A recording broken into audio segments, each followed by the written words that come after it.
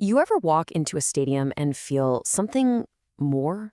Something beyond just the concrete and the steel, a kind of buzz in the air, a sense of history? Well, today, we're digging into why some sports stadiums become so much more than just buildings, and it all starts with one simple question. So, is a stadium just a building?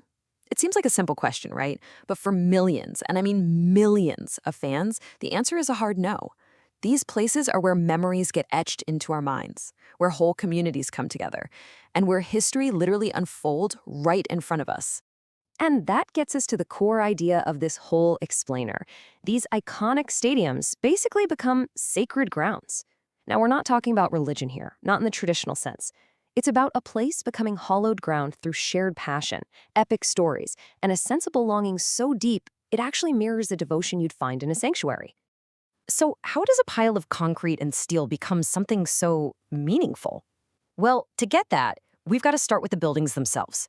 The design is no accident. It's an architecture of awe, built specifically to turn a simple game into a powerful, unforgettable spectacle. See, from day one, the whole point of stadium design has been to shape our experience.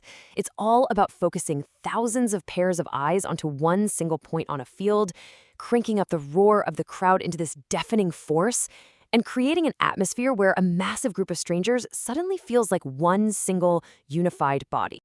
And this didn't happen overnight. It's been this whole evolutionary journey. It started with a simple stadion in ancient Greece, morphed into the grand spectacle of the Roman Colosseum, and then just exploded in the modern era. And today, the most iconic venues are truly cathedrals of sport, these massive, awe-inspiring structures designed to be places of pilgrimage for fans. But here's the thing. It's not just about the architecture you can see. There are these invisible forces at play, powerful concepts from sociology and philosophy that explain why these places feel so incredibly special. First up, there's this incredible concept called collective effervescence. You know that feeling, that electric buzz in the air when you're in a massive, roaring crowd all chanting and cheering for the exact same thing? Your own emotions get cranked up to 11, and you become part of this powerful, shared experience. It's a feeling of transcendence, really. And then there's this idea of aura. Think of it like this. A place literally soaks up the history that happens there. The echoes of legendary goals, the ghosts of past victories, they don't just vanish. They accumulate, creating this palpable atmosphere where the past feels alive, like you could almost reach out and touch it. And last but not least, we've got something called semiotics. It's just a fancy word for the study of signs and symbols. And let me tell you, stadiums are absolutely packed with them, creating a shared language that unites an entire fan base. I mean, just think about it for a second. The team colors you wear, the crest on the jersey, the giant banners, the specific chants that only the true fans know, they're all symbols. They communicate loyalty, history, and a shared identity, turning the stadium into the heart of a modern-day tribe. All right, so we've got the architecture, we've got the theory. Now let's see how this all plays out in the real world, in some of the most legendary venues on the planet. First up, we're heading to Rio de Janeiro, to the legendary Maracanã. This place isn't just a stadium, it's a true national sacred ground. It was built to be this huge monument of Brazilian pride for the 1950 World Cup, but its story was immediately forged in heartbreak with the Maracanazo, a shocking loss that became a national trauma. The Maracanã is so much more than a stadium. It's a living archive of Brazil's highest highs and its absolute lowest lows. It is the soul of Brazilian football. Okay, next up, we're hopping over to Manchester, England, to a place whose nickname, well, it says it all.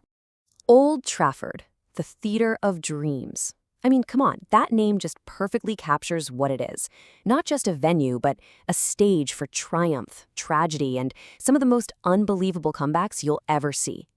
The whole story of this stadium is really about resilience. It's the backdrop to Manchester United's incredible rise from the ashes of the Munich air disaster to become a global dynasty. That history of overcoming adversity is practically baked into the bricks. It's a place where the club's fighting spirit feels almost tangible. All right, for our last stop, let's cross the Atlantic and head to the Bronx, New York, to what is basically a shrine to America's pastime, the original Yankee Stadium. I mean, even its nickname, the house that Ruth built, ties it directly to this larger-than-life mythical figure. Its identity was forged by legends from day one. This was the place where the mythology of American baseball was literally written. You had giants of the sport, Ruth, Gehrig, DiMaggio, walking on that very ground. The stadium's famous white frieze wasn't just decoration, it was like a crown, symbolizing the venue's regal status in the world of sports. So what's the big takeaway here? It means these stadiums, they aren't just passive backgrounds for history. No, they're active participants. They are narrative engines, constantly creating and preserving the stories that we all care so much about. So how does that actually work? Well, first, the stadium provides the stage where myths and legends are born. Then, those stories inspire fans to make a pilgrimage, a ritual journey. The stadium then acts as this physical anchor for all those collective memories, and over time, it becomes the ultimate, most visible symbol of that club's identity. When it comes down to it, these places matter so much because they connect us. They connect us to the past, to our communities, and even to family members who sat in those very same seats decades before we were born. They help shape who we are. And really, in the end, they're not just stadiums. They are hallowed grounds. They're these living, breathing monuments that hold the stories defining our shared culture, inspiring and uniting us across generations. So that kind of leaves us with one last thought, right? It doesn't have to be some world-famous stadium. It could be a local park, a community hall, maybe your old high school field. What's a place that holds that kind of history, that kind of magic for you?